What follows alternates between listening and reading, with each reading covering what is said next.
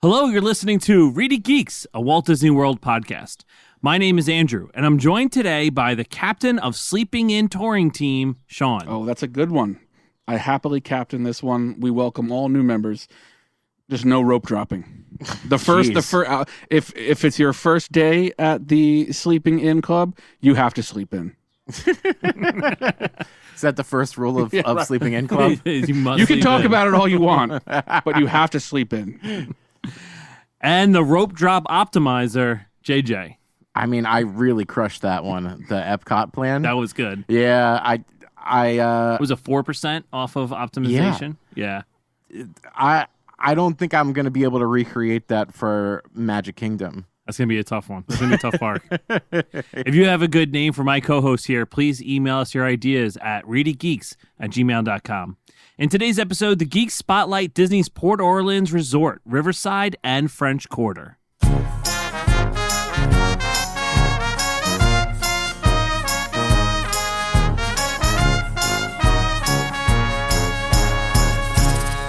Our previous resort spotlight took us to the beaches of Bay Lake with Disney's Wilderness Lodge, a deluxe resort that might be the perfect example of Disney's 1990s approach to immersive hotel theming. This time, we're heading down the Sassagoula River to Port Orleans, a resort that started out as two connected but distinct ideas.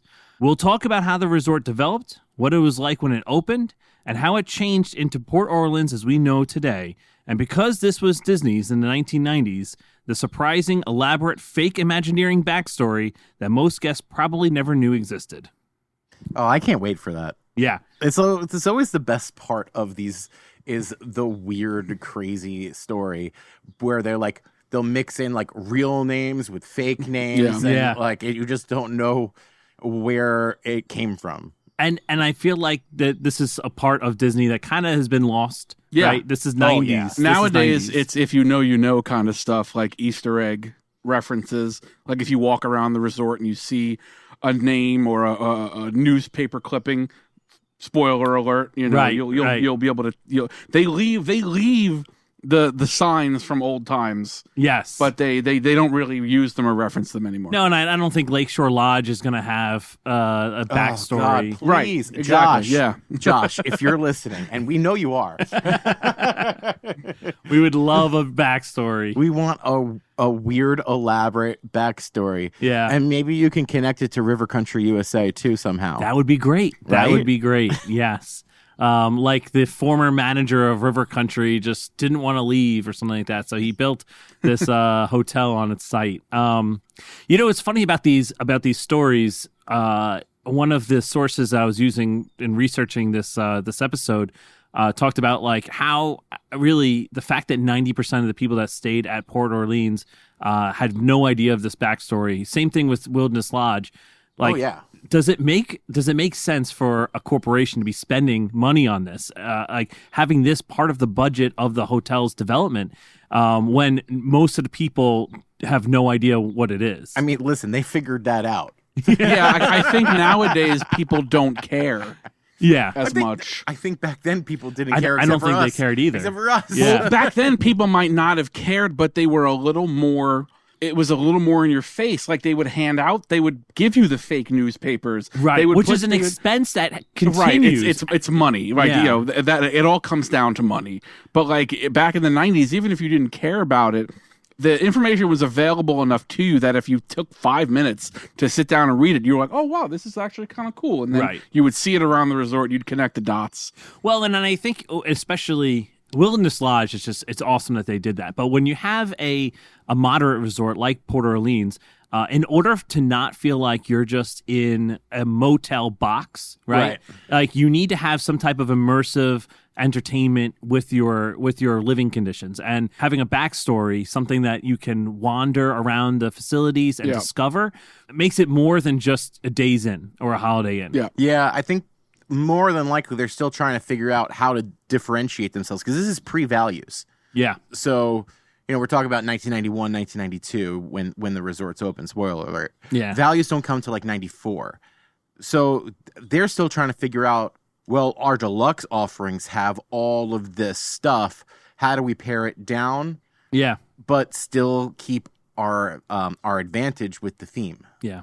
Yeah, and it actually does provide usefulness to the Imagineers and to the Disney development company that's making the resort if they have a story to base on. Yeah. Because otherwise you might get lost in continuity errors within the resort. Because when you're making a themed environment, there might be something like, oh, that over there doesn't make sense with this over here. But if you're basing it off of one story, then it gives everyone like a point that they can base their area of the resort on. Right, place. There's a place and a time Yes. to always center yourself in. Yeah. As opposed to just being like, well, this is our New Orleans themed area. So then what happens when you get stuff made in 1990 and stuff made in 1930? Right. You're trying to present it as the same thing. Yeah. You kind of lose the continuity of it. It's dual purpose. It's entertainment, but it also, I think, helps them build it. Yep. Yeah. Oh, it's interesting. All right, so let's get into the history of Port Orleans. And just so everyone knows, we're going to go back and forth. I was going to say Andrew's already gone back and forth. Like we had this discussion before we started recording. Is it Port Orleans or Port Orleans? Someone from New Orleans would correct you and say it should be Port Orleans. Right. But the Disney company says Port Orleans. Like when you're on the bus, it says Port Orleans, Riverside Resort. It's funny because I don't have a dedicated way of saying it. But like something, if I say like, I'd love to go down to New Orleans. But if you say like the New Orleans Pelicans, just the way you say certain things, certain words, right? The way you say certain things in context, it changes if you say Orleans or Orleans, and that probably infuriates people from there even more. So if we have any folks from Louisiana or the surrounding areas, we apologize. We'll do better, but just bear with us and correct us. Well, you can send us an email. We actually won't do better because we're telling you right now that we're going to continually go back and forth. Well, they're not here to yell at us, so that's. But please yell at us. ReedyGeeks@gmail.com. And while you're in New Orleans, use promo code ReedyGeeks at Pat O'Brien's at every bar. R bar. Actually at the R bar, yeah, for sure. That's my spot. Yeah, I have a piece of the R bar in the house right now. I've got what was the bar? Something from what was the bar of the R bar, which is one of the greatest bars in the world. It's a dive bar that has a hotel behind it, and in the middle of the floor, like right next to the pool table and the slot machines, is a barber chair. And on Mondays, there is a shot and a haircut special, and they have a barber come in and you can get your haircut for a very reasonable price. The last time I did it, it was $10. I don't know if inflation came for the shot Has and a haircut inflation special. come from the shot and a haircut special? What? It's now $12. Yeah, I mean, I was going to say, how much more could it be? Like, it's got to be 15. Even It's if still it's a 15, deal. yeah. I don't want to. I mean, we all know what we pay for haircuts these days. Yeah. Even if I paid $20, it would be a fair deal. Yeah. This is the price of 6 haircuts. Isn't there a bowl there too? Do they have a bowl? I've never been there. R bar? Yeah, no. Really? It's like my favorite place in the world. I know. JJ usually stays at the hotel. I there. stayed at the hotel. We didn't go there during my bachelor party. Were you at Anthony's wedding? No. Oh, yeah. His after party was there. Okay. Yeah, okay. Yeah. I guess I'll have to go back to New Orleans. You'll have to. You'll have to drag yourself there. Yeah. Yep. Yeah. Kicking and screaming. Oh no. Twist my arm. No. Okay, so let's get into the development of Port Orleans, Dixie Landing, and Port Orleans. French Quarter. Right. French well, Quarter. it becomes French Quarter, but it starts off as just Port Orleans. Just Port. Right, Yes, just that's Port true. Orleans. Yeah. So the original concept for a New Orleans themed resort was proposed in 1982 by Walt Disney World Executive Vice President Dick Nunis. This is the guy with the shorts. He's always wearing shorts in all of the old videos from like Yes. the 70s and 80s. Yeah. Yeah. Someone had a name for Bermuda. like Bermuda something, right? Yeah, Bermuda shorts. Yeah. No, but like someone was he just Bermuda Dick? Like, did someone call him Bermuda Dick or something? Bermuda Dick sounds wrong. We can't. I have to bleep that out. In context, I think we can say it, but Bermuda Nunes, maybe? will Apple Podcasts put an expletive warning on our episode? he had this blue sky vision of creating an expansion to the Lake Buena Vista shopping village, which is now Disney Springs, that would evoke a feel of Disneyland's New Orleans Square.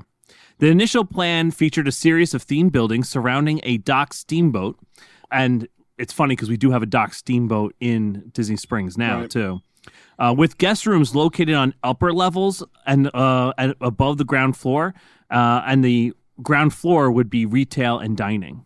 So you would be staying above the restaurants and the dining facilities, which is kind of cool. It's very much New Orleans. Yeah. Yes. Yeah. However, the project was shelved for several years due to a couple factors. One was the massive expense of Epcot. So Epcot Center opening in 1982 really strained the company's finances. They went way over budget on Epcot. So projects like this got pushed to the burner. Yeah, you're talking about anything that can help get them people to Epcot were the things that were getting approved. Right. The extra pavilions and things like that. There was also low attendance in the early 80s, and with the hostile corporate takeover attempts of the early 80s, really shifted the executives' focuses away from developing more of Disney World and more of just protecting what they had. Oh, yeah. There's also the sense that Disney didn't really see themselves as a hotel business. And we're going to see that if we ever do Swan and Dolphin, which I think we should do. Oh, absolutely. Oh, we Yeah. need to. Yeah, the story behind Swan and Dolphin is very interesting, where, Eisner comes in and says, why aren't we in the hotel business? Right. Well, Also, we get to talk about Michael Graves. We get to talk about conspiracy theory. Ooh, maybe that's the next one. That sounds good. Stick around. Yeah. So this idea won't come up again until Michael Eisner and Frank Wells take over in 1984.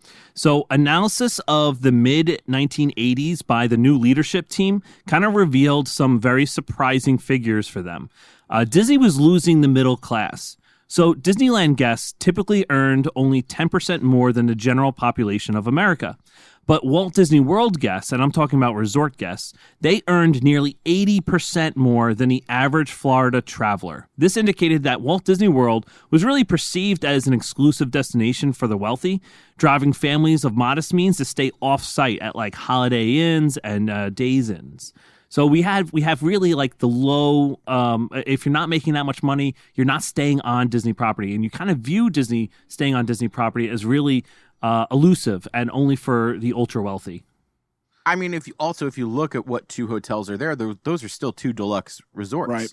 The first two hotels that open are still deluxe resorts to this day, and still two of the more expensive places you can stay. Yeah. And they really didn't advertise the golf in. Before they gave it to what would the eventually Army be and stuff, Shades of Green. Yeah, the Dolphin, yeah. The golf resort, and Disney's Inn. Yeah, as it keeps was changing before. names. I think it opens as the Disney Inn, right? Yes. And then it becomes the golf resort, Yep. and then Shades of Green eventually. Well, so to bridge this gap and try to grab more of the middle class, Disney develops this idea of a moderate resort. And we kind of went over this when we talked about the Caribbean Beach Resort. They start with the Caribbean Beach Resort, and because of the success of that resort, they greenlight this resort, which at first kind of seems even larger because they're creating two resorts. It's one concept idea of a resort, but it's two fully separate resorts with independent themes, but it's one giant resort complex. Yeah. It may be the biggest resort complex on property if you combine them as one resort, to this day probably. Yeah, that's interesting. Actually, I don't have any numbers. It would have to be, because it's, if you count both places together, that's over 3,000 rooms. Yeah. And I think that Caribbean Beach is in the 2,300 area. Oh, I wonder if Coronado caught up with the Gran Destino Tower. Oh, that could be. Because that added a lot of rooms. And also Saratoga is humongous, which comes later. Yeah, that's true. Yeah. If you know the answer to that, which is the biggest complex, email us also at ReedyGeeks@gmail.com. Are we talking about the rooms show or? notes? Yeah, put in the show post. Yeah, well, it's not. I don't know if it's. Are we saying biggest in terms of just room capacity or just overall like land? Like footprint. Land footprint, exactly. Well, footprint is going to be tough to beat because Saratoga is huge, Key West is huge, And these two resorts Old Key West is huge, and Old Key West is literally a neighbor to the Port Orleans Resort. Yeah. All right. Well, if you know the answer to that, to both of those questions. Yeah. Okay, now, boys, if you just stop carrying on like, we just might dedicate this next song to y'all. So these moderate resorts would be at a lower price point than the deluxe hotels, and so we're trying to grab more of the middle class. When the New Orleans project was resurrected under the Disney Decade, we should also do a whole episode on the Disney Decade. I think that would be kind of cool. Take notes. I know, right? There's so much to do about that, but like There's just like an so overview. much of the Disney Decade. They moved its original site from the shopping district to a more secluded area north, where it is today. And in order to do that, they had to create a large canal that became the Sassagoula River. So the Sassagoula River is a man-made river, which is a canal. Shout out Sassagoula River. And it's a very impressive feat. And yes. I honestly don't know why they did that. Like, why didn't they just build it closer? I don't know. Like, it seems shows that they care about the way that things feel and flow. Like, they wanted to change. You have to travel to get into the shopping villages. So, like, it doesn't feel like I'm at the shopping villages. Right. I'm being transported to a different place and a different time period. Riding down the Sassagoula River is one of my favorite, like, out of park things to do in Disney World. That boat ride you could take it from Old Key West and pick up the river down to Springs, or you could take it from either both Port Orleans resorts, and you go down the canal, down the river, passes the Lake Buena Vista golf course on a couple different holes. It's just a really cool, really fun, on a beautiful day, a nice little recreational activity that'll get you down to Springs. It's one of my favorite modes of transportation. Yeah. Try to spot a gator. Yep. Yeah. Well, and interesting in that, like, they actually purposely dye the water as you get closer to Port Orleans, so that it looks more of like you're going through a swamp. A swamp, yep. Like the bayou. And then as you get closer to Disney Springs, it becomes more clear. Yeah. Yeah, it comes more clear. So now, do you know why they named it the Sassagoula River? Because this came up in my research. So the Sassagoula River is a made-up name. No, it's not. It's fake. It's supposed to mean the Mississippi, right? But it doesn't. Oh, wait, that's fake. I read a fake fact. It's a completely you got made a Snapple up cap fact, a fake Snapple fact name. Yeah.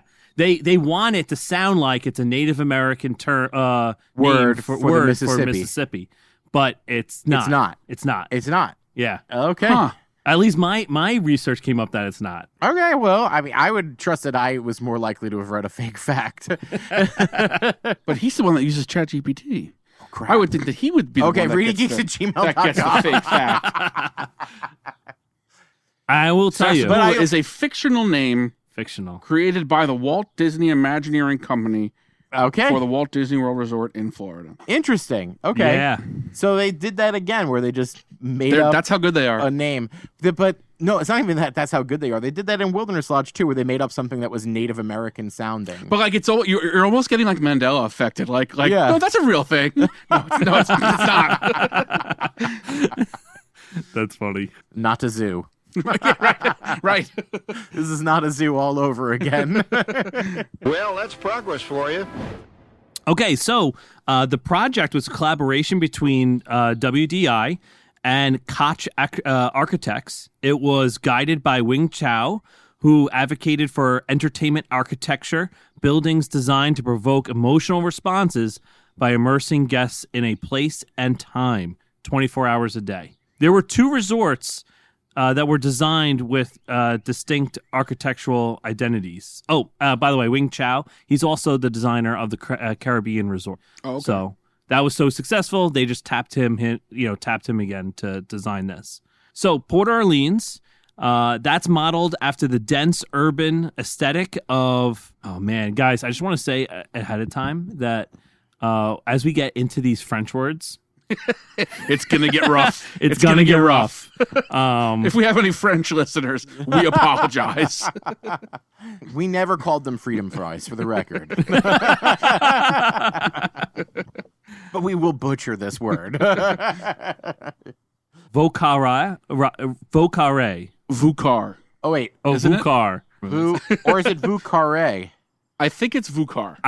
So on Google, it's saying that there's a ray at the end. Like when I try to pronounce it. Vukar. The accent makes me think that it's Vukare. So this just means French Quarter. Vukare, French Quarter. French Quarter. Yeah. So we'll just use that. In perpetuity, we'll call it the French Quarter. Yes. So it's supposed to look like it's the early 19th century. The design emphasized cast iron detailings, gas lamps, and an intimate grid-based streetscape. Mm-hmm. Just like in the real French Quarter. The real French Quarter. Right. Actually, I don't want to even get into all this, right? No? Because you can. Yeah, I can get into We're doing French Quarter now. Okay. Because that's technically first. All right, yeah, but I won't go into Dixie Landings. Okay. Don't you dare. All right.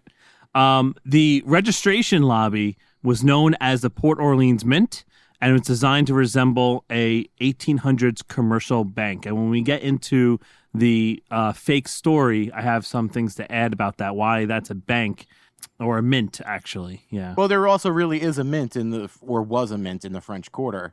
Right after you leave the French Market and you're heading towards Frenchman Street, you basically walk right past the old mint.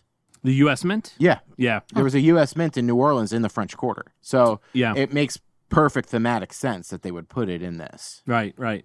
Yeah, and in real life as well as in the fake story, France sells the land to Spain, and then it goes back to France, and then it goes to America, right? So they had to have a mint there in order, because it kept on changing owners of the land in order to make new coins for the economy of the city. Oh, because it was so hard. It was changing so often. They're like, we need coins. Right.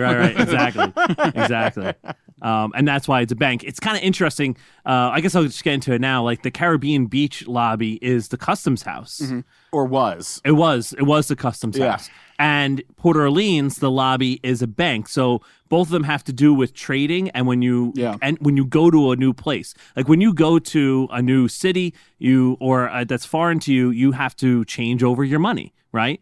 Not this day and age when you have credit cards and, foreign transaction fees and things like that. But the first thing you do is go to a bank and change over your money. Or you just entered a place, you go to the customs house and you have to declare what you're bringing in. So it's interesting that these are your port of entries. Well, because, Port Orleans, the actual French Quarter, was a trade port. It was a trade port city. It was a port city. It still is a huge port city. It still is, right. Well, the first of the two resorts, the distinct resorts that opened up, was Port Orleans, and it opened up on May 17th, 1991, with an initial capacity of 432 rooms. Almost to the day, an anniversary.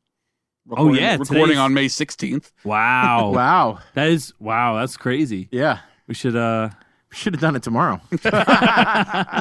Scrap it. And now, JJ, do you want to go tell us about Port Orleans Resort? So, it opens with 432 guest rooms. It quickly expands to 1,008, which is something you'll notice is going to be a recurring theme here. There's like phased openings. So the resort will open, and it's not going to be the actual capacity or even the planned capacity. So the planned capacity is 1,008.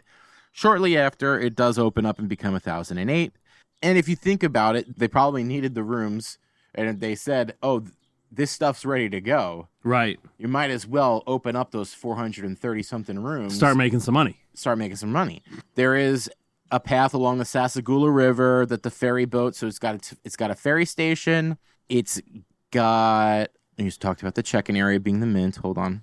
Outside of that building, there was a series of musical notes outside of the Mint, and that was the notes for the first verse of When the Saints Go Marching In. Oh, cool. Oh, that's cool. Yeah. When it opens, there's a table service restaurant. And again, apologies to our French listener. Bon Familiers Cafe. Nice. That sounds right. Yeah. Sounds right. Definitely not. I never took French in my life. The quick service area, which is Sassagoula Floatworks and Food Factory. There's Jackson Square Gifts and Desires, which is, of course, the gift shop. Extremely important. The Scat Cats Club Cafe. Ooh. A former bar discussed on the Mouse Madness. Yeah, it's more of just a walk-up thing because the area that is the lounge is actually Bon Familiers currently. There's Doubloon Lagoon, something that we've brought up on our MySpace Top 8 Pools episode. Blue Lagoon. It's the feature and only pool and has Mardi Gras pool bar. Also, I'm looking at the map. Like, why don't they have a little quiet pool in this? Yeah.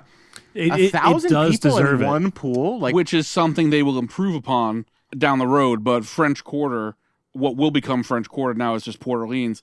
Big resort, one pool. yeah. Surprising. I wonder if, in their mind, that is the moderate way. You know, this is the second moderate. The Caribbean, Caribbean has like 6 pools. but they're all for the distinct areas. How Each island had a quiet pool, and then Yeah. there's the one big pool. one big pool? Yeah, Also, the not to jump ahead, but the Port Orleans French Quarter part of the resort is a much smaller, more contained area than what's a little bit down the road. It's not a long walk from the farthest hotel room of French Quarter to the pool. So they, maybe the thought is that we don't necessarily need to have 2, whereas the other half of the resort is far larger and has at least 2 or 3 pools. I think just for crowd's sake, like Wilderness Lodge, which we've spoken about, the 2 pools there are like right next to each other. Yes. And they're both feature pools, and they're like kind of on top of each other. yeah. So like I think putting a little quiet pool anywhere, it would feel like there's 2 pools next to each other, one themed and one unthemed. Yeah. Which I think would be fine and would take some of the pressure off the Doubloon Lagoon. I can imagine that place being just absolutely wild. It is. Yeah. It is. But it's a great slide. It's a great slide. The pool, madhouse. Yeah. So along with the pool and the outdoor area, there are bike rentals and boat rentals. And there's something really cool that I'm sure we'll talk about when we're talking about the Imagineered story. But there are free postcards that they're themed to your room blocks.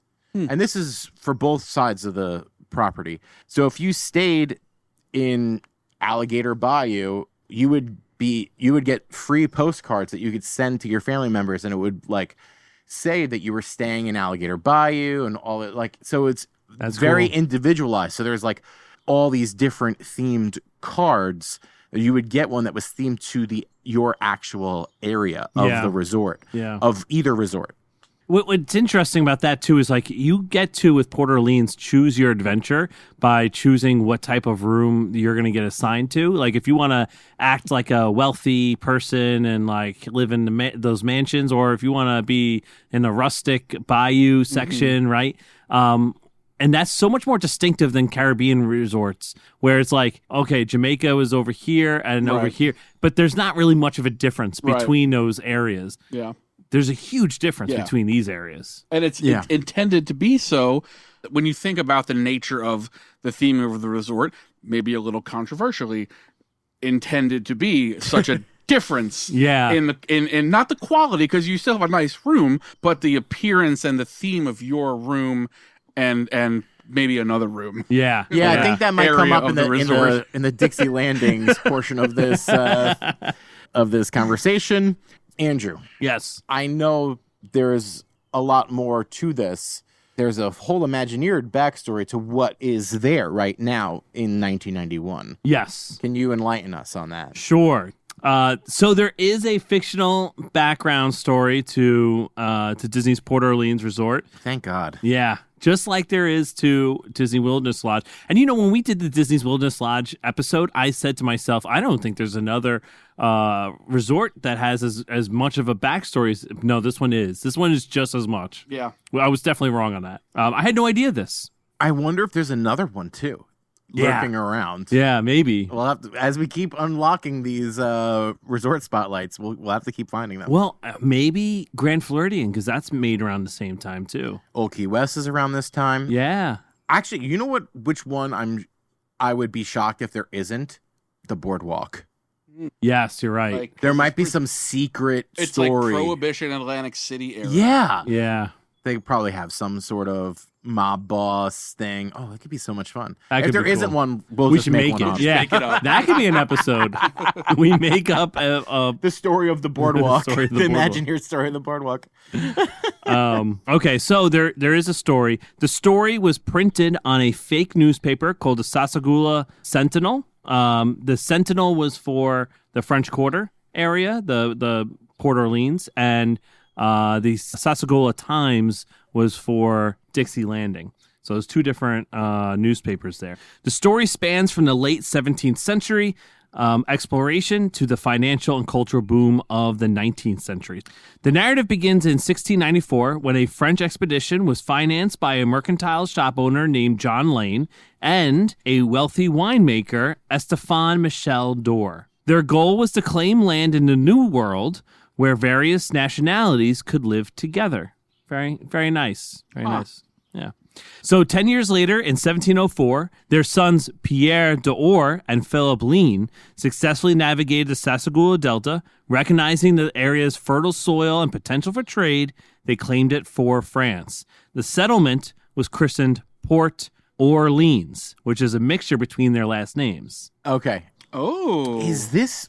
Wait. Or now Leans. I'm gonna keep saying this. Is this real or is this fictional? This is fictional. This is fake. Oh, okay, so... Because there is no real Sassagoula River. Well, yeah, but like the Mississippi is real and New okay, Orleans okay. is real. Like, Right. I To don't be honest, think so. I can't tell you how New Because Orleans... it's called New Orleans, right? Right. So I would imagine that there is And Orleans somewhere else. in France, Right. and Yeah. they settled this place, and they said it's a New Orleans. Yeah. So in 1727, the settlement transitioned from a collection of shacks into a structured city with the arrival of French-Canadian laborers, Rene and Robert Bonhomme. Okay? Again, the pronunciation here of names. Probably Bonhomme. Bonhomme. Or maybe you don't say the H. It might be just be Bonhomme. Bonhomme. Bonhomme. It's Italian now. No. Bonhomme. E.T. Bone Home. Rene and Robert Bonhomme, also referred to in some of the records, though, as Poupon. So Rene designed the architectural master plans establishing the narrow streets and the radiating courtyards that define the district today. During the growth period, the Satchel Girls arrived.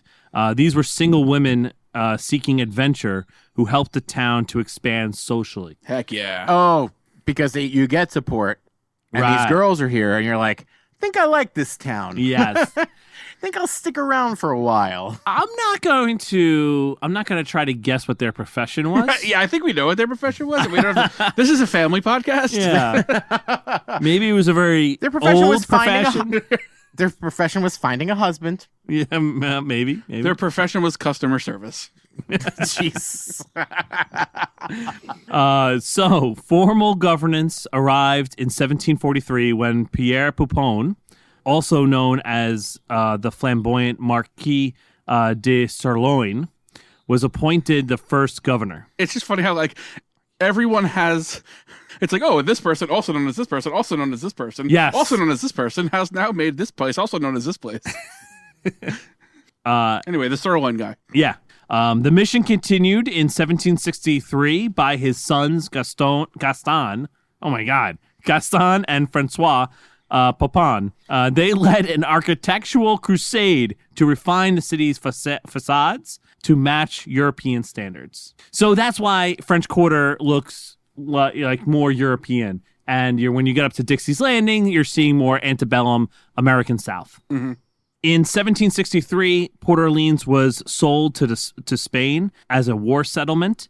Rather than erasing the French culture, though, the Spanish integrated their own architectural styles, such as those iron railings and the balconies, and blended their culinary traditions with French and local influences to create Creole cuisine. That actually might be true. That is true. I think, yeah, because the ownership of New Orleans switched from French to Spain, and Creole is a mixture of French and Spanish. Yeah. Well, if you think about something that's Spanish like paella and something that's a Creole dish like jambalaya, Yeah. like what are the main differences? Like, well, they're using French things to start the base of it. They're using a roux, they're using mirepoix, right?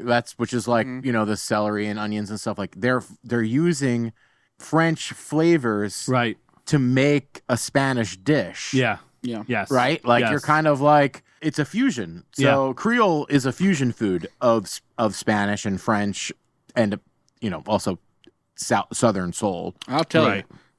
Again, I apologize to anyone who is from an area that might have legitimate jambalaya that maybe their family makes, or there's a local place that makes it. But the jambalaya at Port Orleans French Quarter Resort has no business being as good as it is for a hotel food court offering. Really, the jambalaya at Sassagoula in French Quarter is bomb.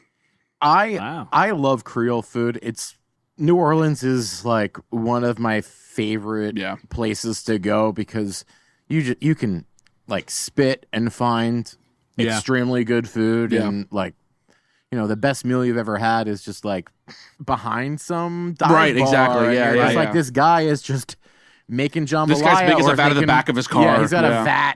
And he's been doing it for 20 years. Right. Yeah. And no one's ever bothered him about it. Well, there's no laws down there, so no. Drive through daiquiris. Do the math on that one. I don't. How? That's proprietary. Well, there's some backstory now to individual things at the resort. For instance, in 1827, sweet lover Jean-Michel Desert shifted the city's focus towards the arts by establishing Palais de Surf, which is just Palais Dessert.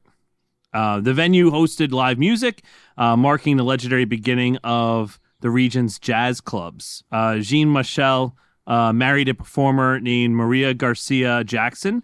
Their daughters later opened Jackson Square Gifts and Desires. The shop is still found at the resort today. Mm-hmm. Yes. Then also an English nurse named Mimi Krause opened an orphanage and the Cross Bakery. A young orphan named Jacques Beignet showed such skills in baking that he eventually opened. What do you think he opened?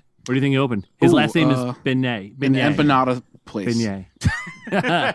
You think? I like that one answer. I like that answer. What was that answer? Empanadas. He's going to open his own shop popularizing beignets, and they remain the resort's signature snack to this day. They sure do. Yes. In 1835, Elizabeth de Arnett, known as the poet Ruby Rivers, founded the Sassagoula Sentinel. So even the Sentinel has its own backstory. She employed the city's youth to deliver the papers, ensuring that it became a breakfast staple for generations to come. And then we were talking about the mint, right? So as the city became a financial trade center, the governor established the Port Orleans Mint in 1886 to produce a steady flow of currency. The mint initially printed purple and green commemorative coins for Mardi Gras visitors, which were so popular they eventually helped the French profit when they sold the territory to America. Today, the resort's registration, the lobby, serves as a physical representation of this historic mint. And even you'll be able to see bank tellers' windows behind the bar in which you would check in at. The check-in desks do kind of resemble a bank. Yes. And this might be my favorite part. We're getting close to the next section here. The legend of Scales, the sea serpent. So this is the sea serpent that's at Doubloon Lagoon. Yeah, Doubloon Lagoon, which Doubloon is is actual word for a Spanish coin. Coins, yeah, and that's like the treasure that in pirates are always searching for, right? Pirate booty, gold doubloons, right? Yeah, gold doubloons. So the 51-foot sea serpent called Scales has two competing backstories. Okay, there's two different backstories, and we have to figure out which one is true. Is this like a game that you're playing with us? No. I just found two different backstories, two different possible backstories here. So there's this one backstory that's the defensive myth. So this is to keep children away from the dangerous alligator-filled bayous. In order to do that, the 16 fathers that lived in the area built a monster out of fence wire and bed sheets, painted it, and used it to scare the children back to safety of the city. So I kind of like this version because by you jumping into the pool and everything like that, and there are alligators around the pool. It's kind of like you're giving the fathers like the middle finger, like like, oh, I'm gonna have fun anyway. You know what I mean? I'm gonna enjoy this. I don't believe that that's an actual thing. The alternative backstory. Is that it's a real sea creature, and it became enchanted by the jazz music of Scat Cat during a voyage up the river, and chose to stay in Port Orleans to enjoy the music. The name Scales is a double entendre, referring to both the creature's anatomy and also the musical scales. Like, right. I like both of those. Yeah, I could see that they changed the backstory when Scat Cat Lounge came in. Right. So that is the backstory of Port Orleans, the French Quarter portion. Yeah. Brief. No, not thorough at all. It really is a testament to the Imagineering team. Like the storytelling that they put in, that like they have to know a lot of people just aren't going to even care about.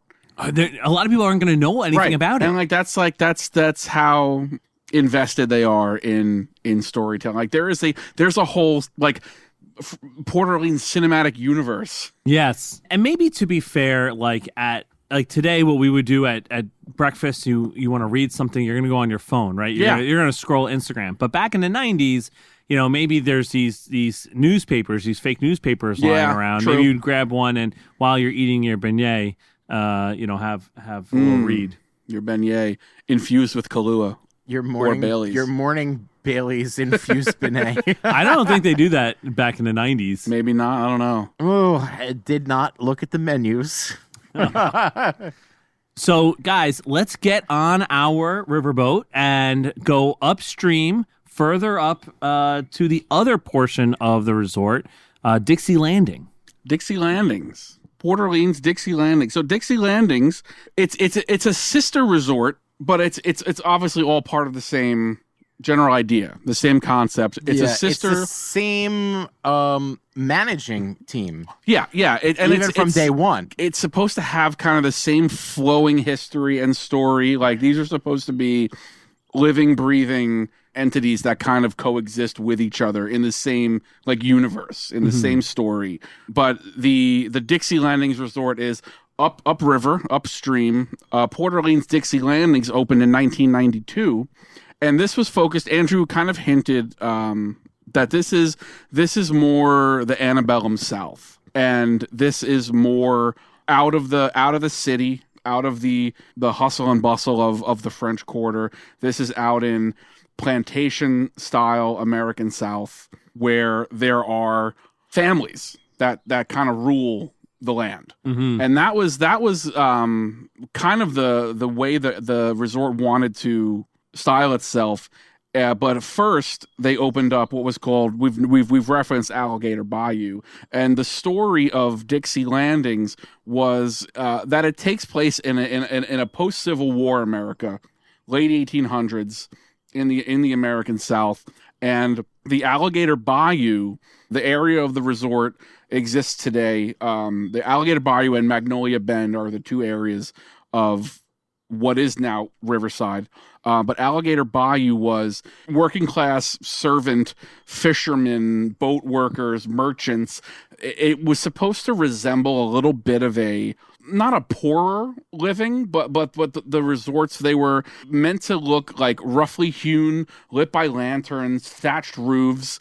There's moss-covered trees. Like it's supposed to resemble that you're not necessarily in an affluent area. Yeah. It's got that rural feel. Yeah. It's like a remote. You're kind of out in the bayou. Yeah. Like you're literally out in the bayou. The atmosphere is intentionally more rustic, more working class than Magnolia Bend. And Magnolia Bend. But to what you said earlier, even though it's supposed to seem like that, when you're in your room is fabulous. Your room is like you're not sleeping on a cot. Your roof isn't leaking, but it's supposed to portray a working family. Because it's it's supposed to be the people that make Magnolia Bend and Port Orleans run. This is where the people that work in these cities, these establishments, this is where they stay. It's not necessarily their quarters, but it's their neighborhood. It's where they live. Yeah. And the Magnolia Bend is supposed to be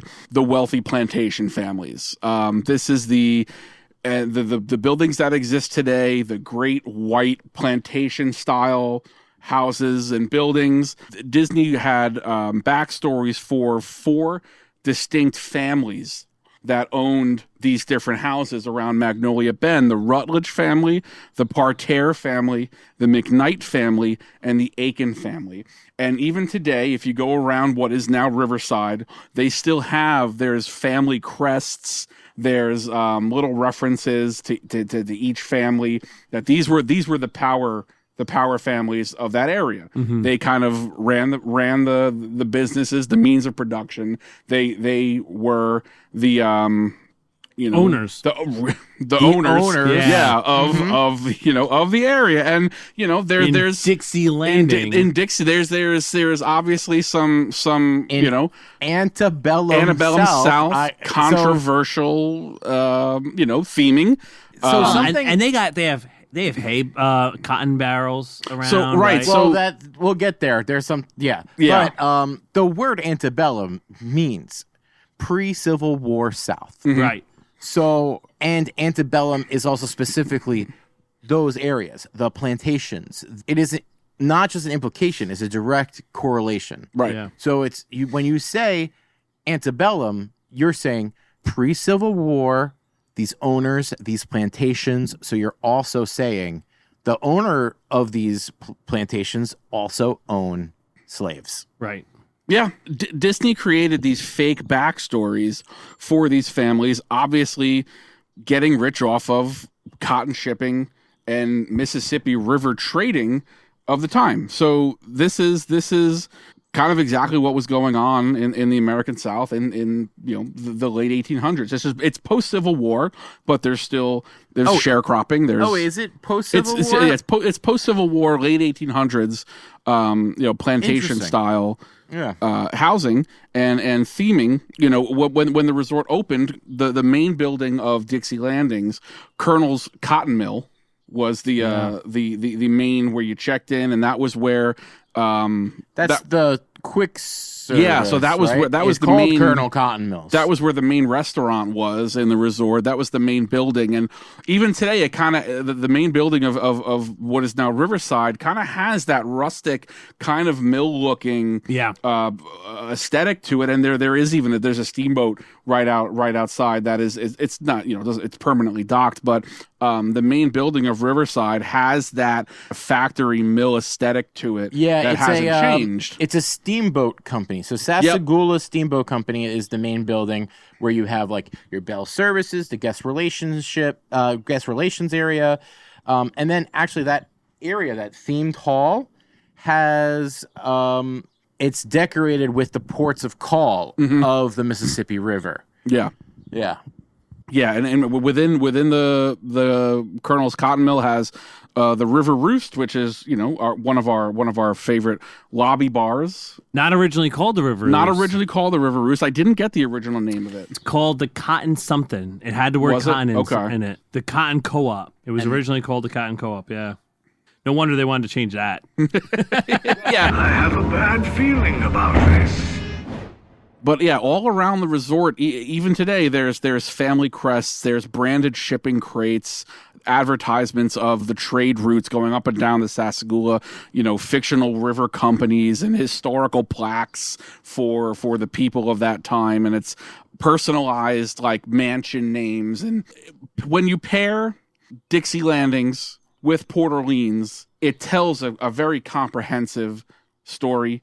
It paints a very good picture of the American South. And even if it's an imagineered version of it, it's still relatively true to what that area that period of time was like. When this opens in 1992, it's actually the Alligator Bayou that opens first, and then Magnolia Bend opens later. So there's actually it's an even number of of resort. So it opens with 1,024 rooms in the bayou, and then 1,024 rooms at Magnolia Bend that open up later. So you're talking about over 2,000. We're not quite at 2,100, but 2050-ish. These are insane. Yeah. So you're talking about, and then you add 2,048. Wow. Yeah. It's a lot of rooms. Yeah. That's a lot of rooms. It's a lot. of It's rooms. huge. Riverside is a huge area, so big and so themed with the differences between the Magnolia Bend and the Alligator Bayou, and as a way to encourage people to see the whole resort. Again, they have the bike rentals. They have Surrey rentals. And they also have, which they still have today, horse-drawn carriages Yes. that'll take you around the resort. And those are so cute. Those are So adorable. cool. It's so Yeah. cool. I think that Riverside is one of the best resorts to stay at if you are a couple that are alone and like want to be on a little bit more of a romantic Disney World trip.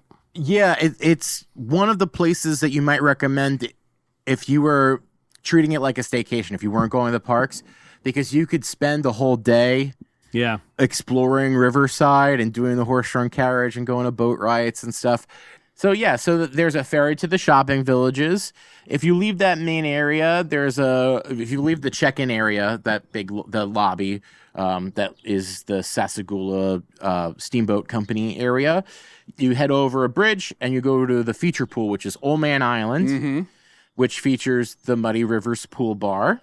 And unlike French Quarter, there are 5 quiet pools. Yeah, I Yeah. was gonna say Riverside has a pool for every bunch of buildings. Like there's a pool between every 4 buildings. There's like a pool between them. So the feature pool is The feature pool is is Old Man Island with Muddy Rivers Bar, and that's a cool feature pool. It's got a slides. It's got they got kids playing games and volleyball in the pool, and it's loud. It's got music, but there are several quiet pools that are basically just square pools. No music, no frills. But yeah, there's a bunch of satellite pools. There's also a fake backstory to Old Man Island. Is there? There is, yeah. Okay, let's hear it. All right, involve an so old man? Everett was the older brother of Jonathan Colby Peace, better known as Colonel JC.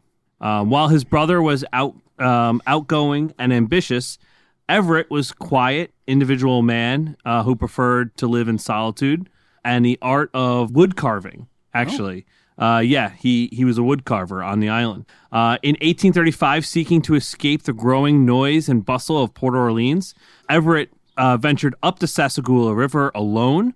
He settled on a remote island framed by 2 lowering oak trees, living as a hermit. And he constructed a simple cabin with a clever aqueduct system made of homemade contraptions to bring fresh water across the river from a spring deep in the bayou. So Everett is rarely seen, and local trappers and their families begin to tell tales about the mysterious old-timer on the island. Ooh. And these rumors eventually grow into a legend among the area's youngsters about a child-eating ogre that lives in the woods. Ooh. So this is where the Shrek crossover happens. That's the different company. Oh right, bring that in. DreamWorks. We gotta. So sorry. We gotta bleep it out. The myth is shattered when an exceptionally brave young boy paddled a raft to the island on a dare. Instead of an ogre, he found a very kind man who quickly became a friend to all the local children. Everett used his woodworking skills to transform a section of the island into a massive playland filled with handcrafted ramps, ropes, slides, swings, and log walks. Yeah. He remained estranged from his brother, though, Colonel JC, for many years until a chance encounter involving JC's granddaughter, Susie Honeyworth. Susie returned from the island with a beautiful carved wooden bird given to her by the funny old man. Upon inspecting the gift, the colonel noticed the signature Everett Peace, 1857, carved into the base. Recognizing his brother's handiwork, the colonel rushed to the island, and the 2 men were emotionally reunited. Although JC invited Everett to live in his grand mansion, Everett refused, choosing to remain in his island home. To ensure the children could safely visit their uncle, the colonel built a series of bridges, the Dixie Landings, Alligator Bayou, the Oak Manor bridges, connecting the different areas of the settlement to the Old Man's Island. Wow. Yeah. Crazy, right? Every piece of the resort has a backstory. Yeah, it's unbelievable. So here's another cool thing, too. In the Alligator Bayou, all of the rooms have hand-carved headboards. And they are actually hand-carved headboards. Because it's a reference to Everett. Yes. Huh. That's awesome. Yeah. So, and that's something that you wouldn't get if you were in the more luxurious exteriors of Magnolia Bend. Because obviously, like, this guy is just a dude who lives on an island. So he's making headboards for people, like everyday workers, not for the fancy folk at Magnolia Bend. And it's kind of cool that every room you stay in is slightly different in Alligator that's Bayou. that is awesome. So I didn't bring this up yet, but Magnolia Bend, there are each building has a name. It's Oak Manor, Parterre Place, the Acadian House, and Magnolia Terrace. So each of these buildings is like a family, a reference to a family, a plantation. Families. Yeah, that's cool. Right. Yeah. So, Sean, we've been hinting around this. We've been talking about this in subtleties, but there's been changes since it originally came out in the 90s, right? Yeah. In 2001, Disney's never said this is why they did it, but I think there was a want or a desire to move away specifically from the term Dixie. And kind of the connotation that comes with that, and some of the theming of the Dixie Landings Resort. You know, we can draw our own conclusions from that. The word Dixie actually, it does have Confederate leanings. It's something that the Confederacy called themselves. Like, it comes from specifically the Civil War and protecting the rights of slavery. So also, like, the whole idea that this is antebellum themed is a problem. The word cotton everywhere. The word, cotton mill, cotton whatever, cotton plantation. Cotton co-op, which is really just like... So there's a lot of like, this feels a lot like we are making light of, like, ground zero of slavery. Yeah. Right? So my research also says they never say, like, we're changing it because it's racist or there's racist implications. And I mean, listen, we can say this. It's a little similar to how they made the change from Splash Mountain. I think that they maybe were a little more forthcoming at that time. They were way more saying, like, you know, forthcoming. this is why we're changing Splash Mountain over. It's got some certain theme and historical relevance to something that we no longer want to promote. And that's why they made the change. And a lot of the resort itself today is still there. You know, you can stay in the plantation style homes, the buildings not a lot changed with the layout of the resort. Right. It's just the names of certain things changed. The name of the resort changed. It's now Port Orleans Riverside Resort. And this happened in 2001. And the cotton mill changes. Some of the names of the resort property. It's still Magnolia Bend and like Alligator the roads. Bayou. There was a Dixie Road or something like that. Yeah, there's some subtle changes that take it out of that. It's the resort still lives in that era.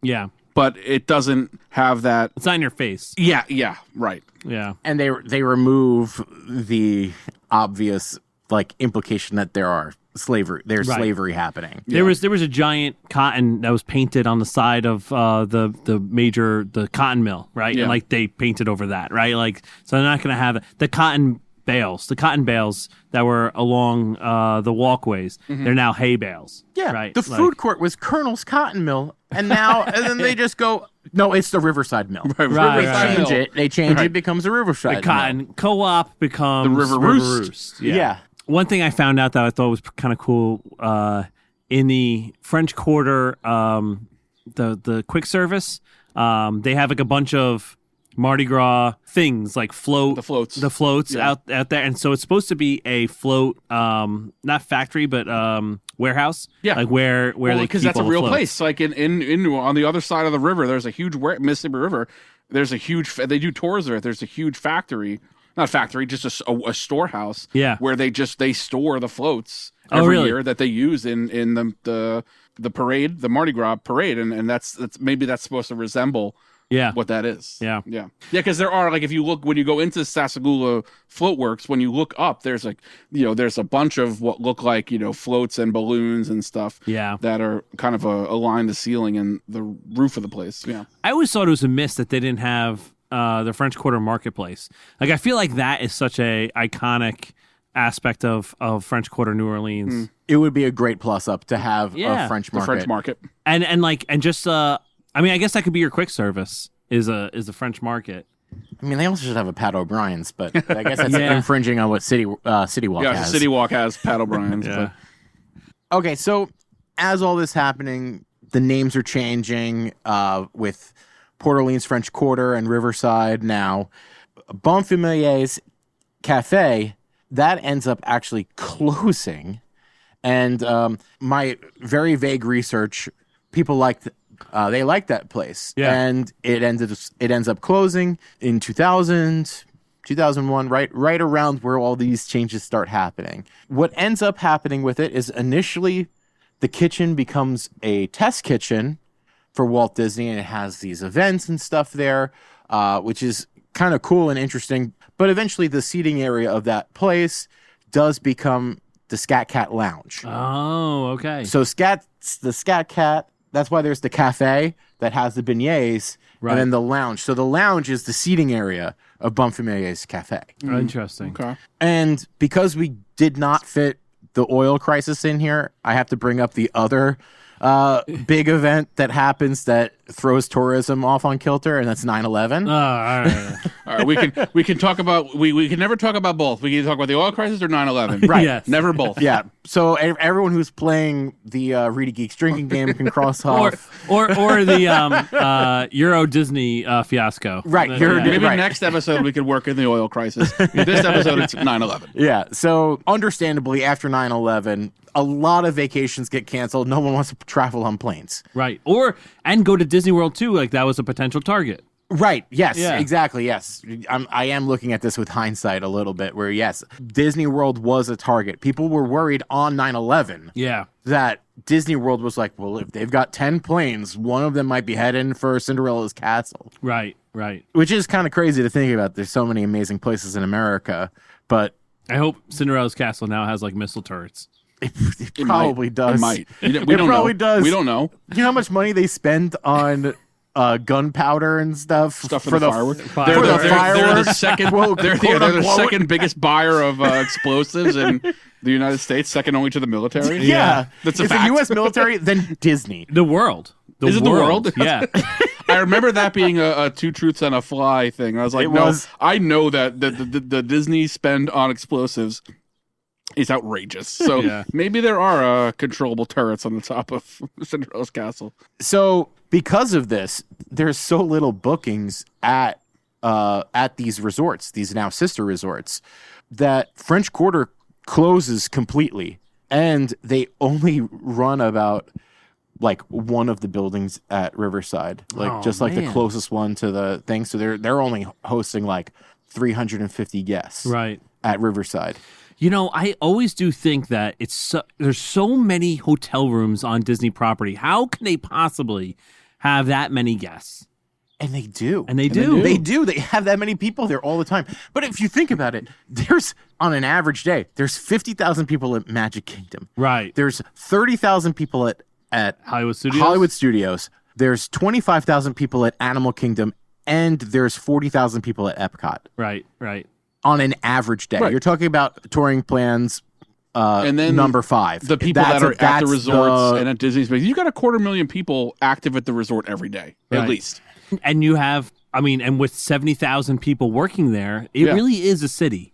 Oh, yeah. It is. Yeah. I mean, Yeah. the one of the on the last episode we played one of the last episodes we played Two Truths and a Fly, and one of JJ's points was that like it would take you like it was like 70 something years to Yes. stay in once a night in every single resort hotel room on property, it would take you over 70 years. And I was like, I know that's a fact. Yeah. Because that's how many hotel rooms are on property at Disney. It's 79 years to be exact. I said over 75, which is still true. Like, obviously, it's over 75. 79 is over.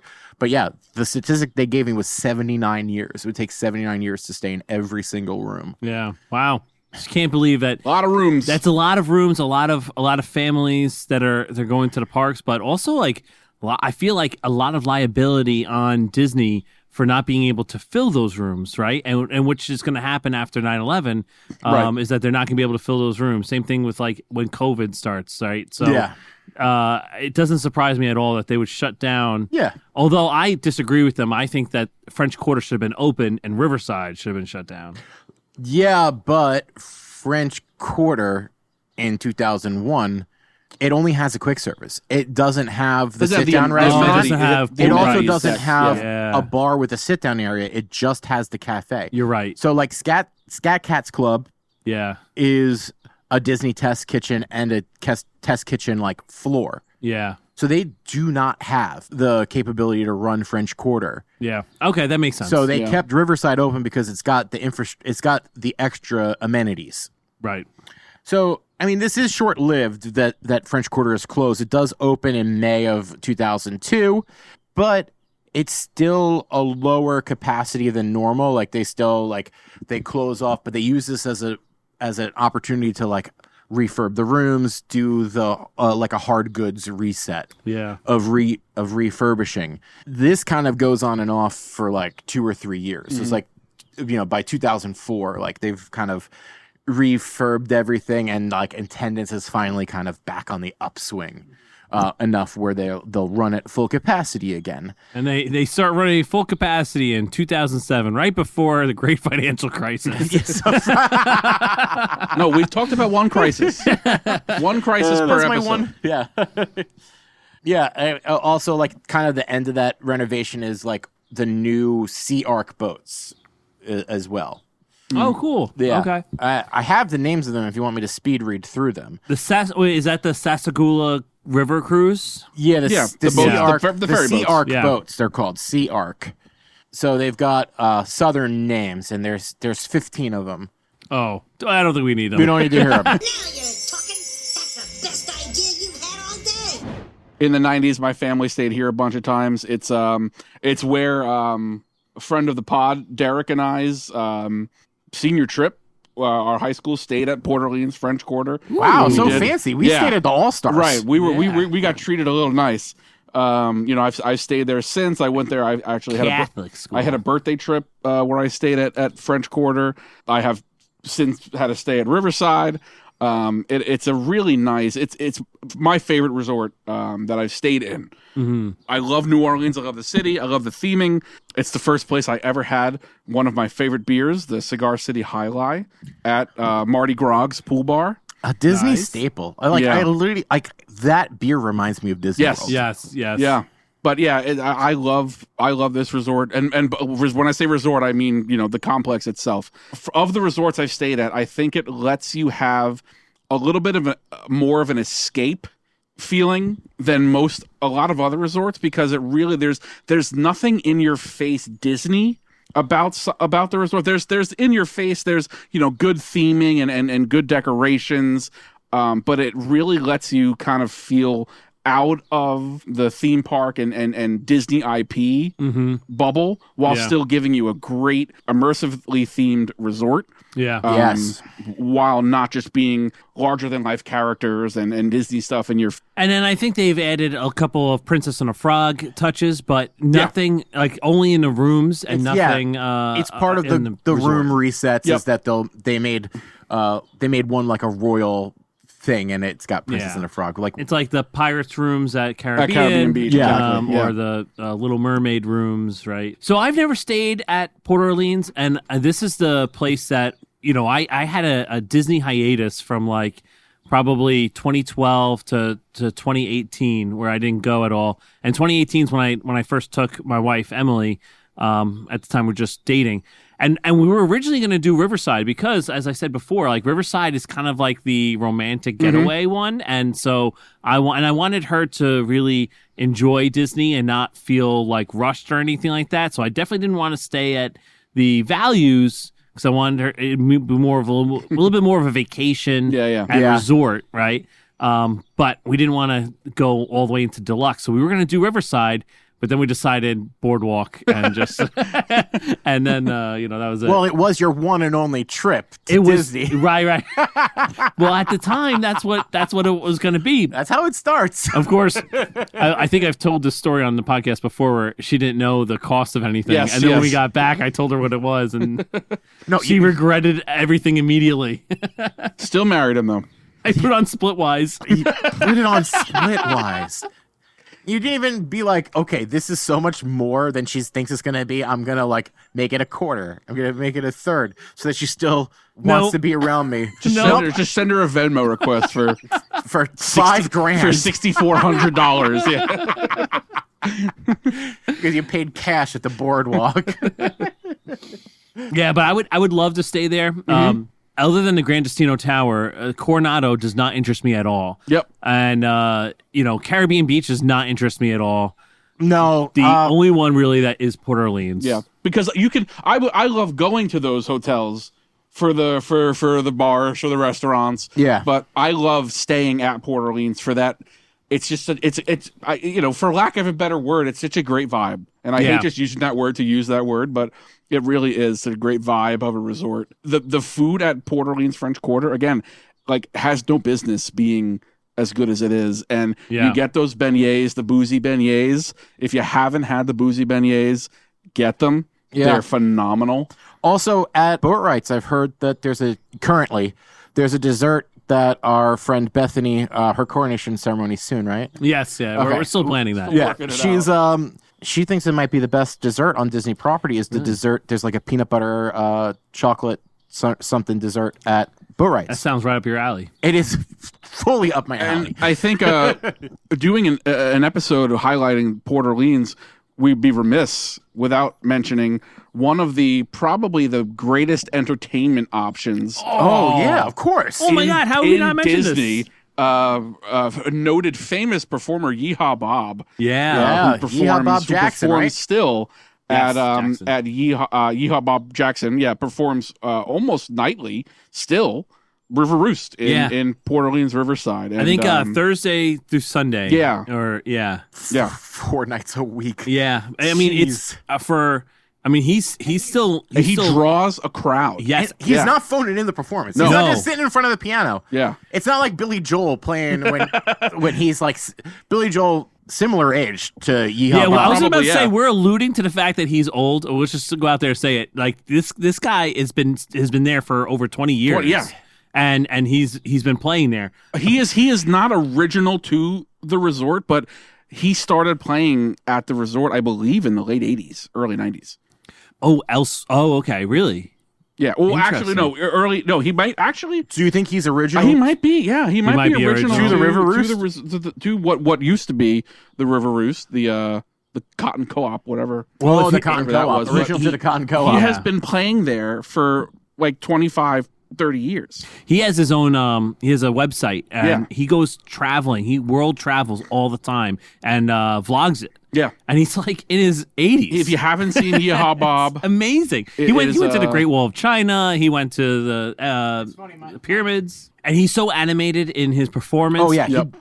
The one thing I love, too, is that even when he's off, when, like, because, you perform and then you take a 20, 30-minute break and then you come out and perform again. He's always on. He comes out, he takes, like, maybe a 5-minute break. He comes out and he takes pictures and signs autographs with the kids. And he, like, he interacts with the crowd all on his off time. Yeah. Which I think is probably pissing the union off tremendously. They're like, this is against union rules. Do you think musicians have unions? Yeah. Historically, the dumbest of all performing groups. There's no union. Well, no, there's got to be a union at Disney World for musical I'm sure musical performers. For And again, there are people that can definitely give us this information, but like for the performers at shows and theater shows in Disney, there are performance because these are actual performers because they came from right. I'm telling you, like talent. Musicians are the only ones that don't have the union. Yeehaw Bob is not part of a performers union. You don't think so? No. He's just a hired guy that plays the piano. He's just a dude that loves what he does, and they have not yet asked him to stop. And they better not. He's never retired. They better not. And I know that we've recently poo-pooed the term must do, and I don't believe it's a must do, but seeing Yeehaw Bob, if you can do it. Yeah. Take every chance you possibly can. If you're staying at Riverside and you don't see Yeehaw Bob, I was going to say, if you're might have messed up your trip. If you're staying there, it's a must-do. Yes. If you're staying elsewhere on property and maybe it doesn't make sense to get over to Port Orleans, it is what it is. But if you can get yourself to Riverside, seeing Yeehaw Bob is an experience. And that's one bad thing about DVC is like I don't know if I'll ever stay there. Right, because it doesn't make sense for you to use your points on a moderate resort. No, I would never want to do that. The redemption value is doesn't terrible. Make sense. Yeah. It's terrible. I mean, if you were out of points this summer, they were running a really good promo to stay at Riverside. It was like $170 a night. Yeah, if you had Disney Plus. Because Port Orleans moderate is the moderates are almost $300. High twos, low threes on average per night. Yeah, in a pre-Grandestino Tower world, I do think the Port Orleans, those two resorts, are the only place adults should be staying in the moderates. Oh, yes. Okay. Like two adults together. Either of those two are good resorts to stay if you're an adult only. Is Grandestino Tower a moderate? Yeah. It is? And it's awesome. I thought Grandestino was like a DVC deluxe. No, but it has deluxe amenities because it has a club level, right? But the club level is like not bad. I was looking at it. It's kind of mind blowing to me that they would expand a moderate offering. Yes, they built a whole big tower in the center of it. I believe it has a lot to do with the conference centers. Sure, because Grandestino is within the last 10 years, right? Yeah. Last like 6 years. Yeah. I think it opens in 20. I think it's before COVID. 2017, 2019, 2018, something like that. Yeah. I think it wasn't open when you were booking your trip. Yeah, maybe. And then it might have opened right around when you went on your, quote, once-in-a-lifetime trip. Once-in-a-lifetime trip to Disney. Once-in-a-lifetime split-wise with your future wife. Oh, man. But Grandestino Tower is probably my number one recommendation for people that are like, I want to go to Disney as an adult. Interesting. I guess I'm always conflating Grandestino and the Riviera because they just kind of sound. And they look very built similar at like the same time, and they look similar. Yeah, you're right. 2019, July 9th, 2019, it opened. And when does Riviera open? Almost the same time. That opens in 2019 too. Yeah. Winter of 2019. Yeah. So only like a couple months later. Even closer to COVID. It literally opened like in like December, and then it had to close for COVID. Yeah. No, they had to close for the NBA bubble.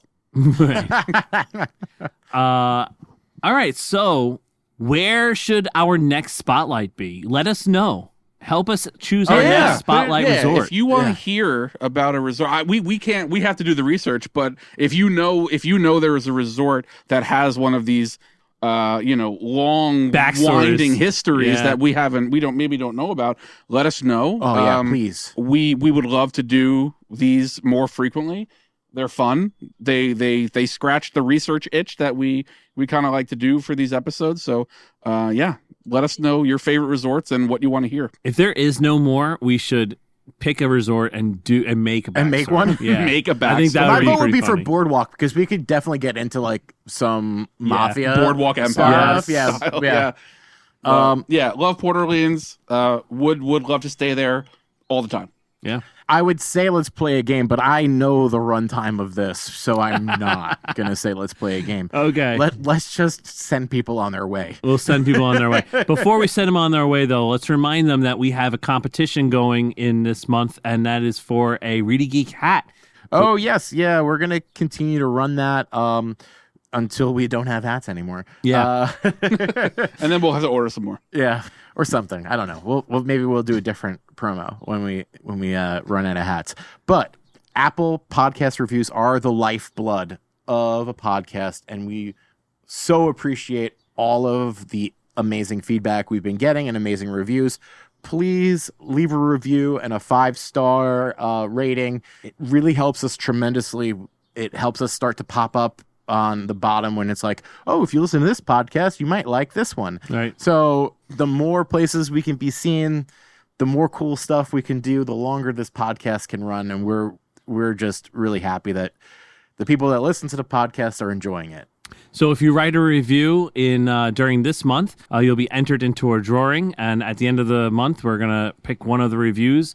Something that we changed since the beginning is that all reviews are going to be entered into the drawing, except for the ones that have already won. So if you won, you can't get another hat. But if you leave a review now, you'll get into the drawing in June, July, You're August. always eligible. You're always eligible. Yeah, no need to delete your review and write a new one every month. Oh my God, stop telling them that. No, well, you can't now, so I can say it. There was a loophole. There was a loophole. We closed it. All right, Sean, you want to take us out? Thanks for listening to another episode of the ReedyGeeks podcast. Like, rate, and subscribe wherever you get your podcasts. Any questions, comments, concerns, future titles, or topic ideas, email us at ReedyGeeks@gmail.com and check us out on all our socials at ReedyGeeks. We'll see you next time. I'm just going to start over again. So The year is 16. Hello, you're listening to ReedyGeeks. This week's Honest Send-Off comes courtesy of the Geeks. If you have an honest send-off that you want played at the end of one of our episodes, please submit an audio clip to us via our email address, ReedyGeeks@gmail.com. ReedyGeeks, a Walt Disney World podcast, is hosted and executive produced by Andrew Shopee, Sean Murphy, and JJ Hefner. Music and audio engineering by JJ Hefner.